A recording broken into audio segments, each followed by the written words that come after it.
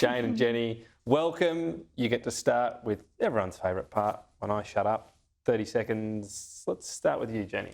Thank you, Tom. Well, Australians are hard workers and we take pride in the work that we do. And the number of Australians in work has never been higher than right now under this government.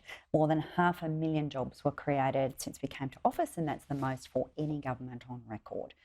We want Australians to have the dignity that comes from work, and we want them to be treated fairly when they're there, to be kept safe, and to receive fair pay increases. Some of the commentary this week has reminded us that we have to keep on making these arguments. The former government had a deliberate economic strategy of keeping wages down, and that hasn't changed at all. Now they're in opposition. They continue to fight against changes that would close loopholes, see people paid fairly and keep them safe, and that's not our approach. We'll always work for safety and for fairness.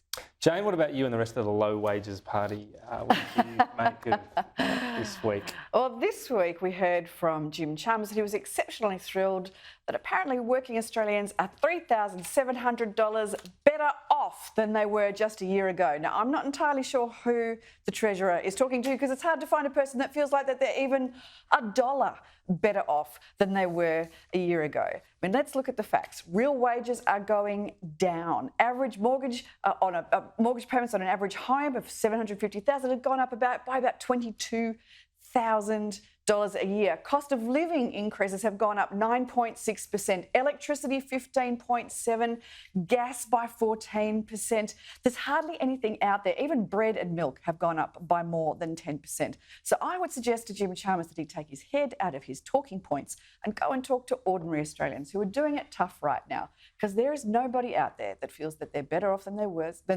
a year ago. Maybe the salesperson at Harvey Norman Fish Week was better off, because we overcommitted and now we're broke when we did our shift. So maybe that person, I'm not sure. I'll find out for you. Let's talk housing. So the bill has passed. In terms of the measurement of success, a lot of these schemes say up to. Are you confident in the numbers of this? Are you going to be able to look back and say we did build 30,000 extra homes, and how will that be quantified? I mean, is this just the up to, and no matter how many are built, it's this sort of rubbery figure we can't put our finger on? These are 30,000 new homes, Tom, and it is a really important contribution to the overall pool of affordable housing in this country. Now, we know that it's not just social and affordable housing that requires our attention. We know too that we need to bring on supply in the private market as well, and that's the basis of the National Housing Accord that the Prime Minister, the Treasurer and Minister Collins have been negotiating with the states and territories and with industry. This is an area of policy that is incredibly important for nearly all Australians. We've sought to bring a real focus to it in our first 15, 16 months of government.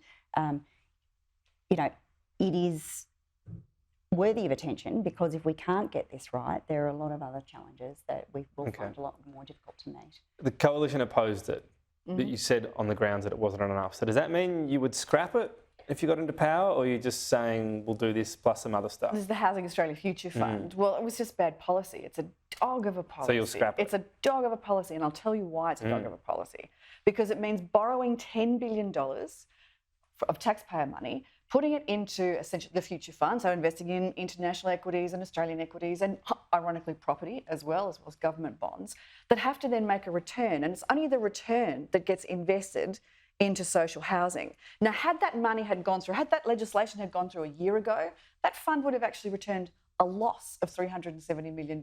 So not only would you have paid interest on the borrowings, but you would have actually made a loss, and no money would have gone into social housing. So is it a coalition pledge to scrap it? Well, we certainly want to see more investment in housing generally. Don't get me wrong. But this vehicle is the wrong way of going about it. It's the wrong way of going about it. So you'd scrap it? Well, I'm not going to announce policy on. But if it's so bad and it's based on this horrid principle of borrowing, surely it goes. It can be done in such better ways. Moreover, Tom, and I think this is really important, there was $2 billion announced for additional social housing that was done only a couple of weeks after the budget, and now that's gone to $3 billion. There's no KPIs attached to it. We don't know how many houses. Nobody's actually committed to building a single thing under this policy. It's pretty much a payment to the states for business as usual. Now, that's not a housing policy. That's a sweetener.